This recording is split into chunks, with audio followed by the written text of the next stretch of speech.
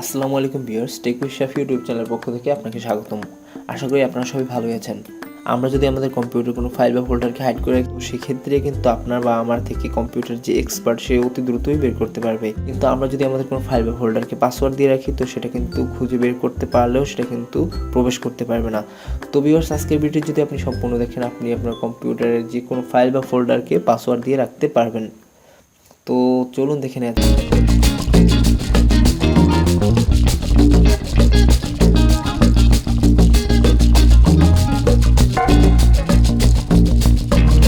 তো এখানে আমি একটি ফোল্ডারকে পাসওয়ার্ড দিয়ে রাখবো। আমি থাম্বনেল নামে যে ফোল্ডারটি রয়েছে এটিকে আমি পাসওয়ার্ড দিয়ে রাখবো। তো এই ফোল্ডারটাকে যদি আমি পাসওয়ার্ড দিতে চাই, তো সেক্ষেত্রে এটার উপরে আমরা সিলেক্ট করার পর মাউসের রাইট বাটন ক্লিক, তো এখানে যে একটি অপশন আছে অ্যাড টু অ্যাক্টিভ, এটির উপরে আমরা সিলেক্ট করব। তো অ্যাড টু অ্যাক্টিভ এটির উপরে ক্লিক করার পর এই পপ আপ উইন্ডোটি শো হবে। তো এখান থেকে আমরা জেনারেল আছে, এখান থেকে আমরা অ্যাডভান্সে ক্লিক করব। তো অ্যাডভান্সে আসার পর আমাদের রাইট সাইডে যে এখানে নিচে একটি লেখা আছে সেট পাসওয়ার্ড, এটির উপরে আমরা ক্লিক করব। তো এখানে আমরা দুটি অপশন আছে, এন্টার পাসওয়ার্ড, একটা আছে রিএন্টার পাসওয়ার্ড। তো আমরা যে পাসওয়ার্ডটি দিতে চাই, তো দুই অপশনে দুই জায়গায় আমরা সেই পাসওয়ার্ডটি দিব। এখানে আমি একটি পাসওয়ার্ড দিয়ে রাখি। তো দ্বিতীয় স্টেপও আমরা এখানেও একটি পাসওয়ার্ড দিয়ে নিব। পাসওয়ার্ড দেওয়ার পর এখানে আমরা ওকেতে ক্লিক করব। এখান থেকে আমরা আবার ওকেতে ক্লিক করব। ওকে, আমার এটি ক্রিয়েট হচ্ছে।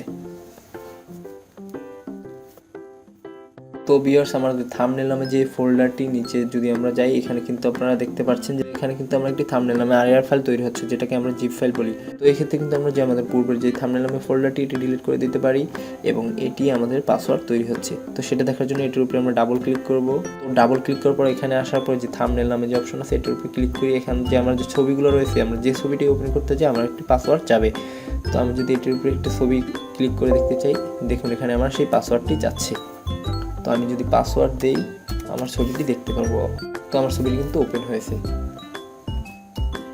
তো আপনারাও ঠিক কীভাবে আপনার ফাইল বা ফোল্ডারকে এভাবে পাসওয়ার্ড দিয়ে সুরক্ষিত রাখতে পারেন। তো আবার যদি আমাদের এই জিপ ফাইলটাকে আনজিপ করতে চাই, সেটার জন্য আমরা এটির উপরে রাইট বাটন ক্লিক করব। এখান থেকে এক্সট্রাক্ট ফাইলে ক্লিক করব। এখান থেকে যদি আমরা ওকেতে ক্লিক করি, তো আমাদের সেই কাঙ্ক্ষিত পাসওয়ার্ডটি আবার এখানে দিয়ে দিব। তারপরে আমরা ওকেতে ক্লিক করব। ওকে, তো আমার এটা কিন্তু আনজিপ হয়েছে। তো জিপ ফাইলটি আনজিপ হয়েছে সেটা দেখার জন্য আমরা কি এই থাম্বনেলের উপরে যদি ক্লিক করি, তো ভিতরে আবার একটি থাম্বনেল নামে একটি ফোল্ডার দেখতে পারবো সেম। তো এই হচ্ছে আমাদের নতুন সেই আনজিপ ফোল্ডারটি। তো ভিউয়ার্স, আশা করি ভিডিওটি বুঝতে পারছেন। আর যদি কোনো সমস্যা হয়ে থাকে কমেন্ট করে জানাতে পারেন। তো ভিডিওটি থেকে কিছু যদি শিখে থাকেন বা ভালো লাগে থাকে, তো লাইক দিতে ভুলবেন না। আর চ্যানেলটি যদি এখনও সাবস্ক্রাইব করা না থাকে, এখনই চ্যানেলটি সাবস্ক্রাইব করে নেবেন, যাতে পরবর্তীতে সুন্দর সুন্দর ভিডিও আপনার ফোনে সবার আগে চলে যায়। তো দেখা হবে পরবর্তী ভিডিওতে। আল্লাহ হাফেজ।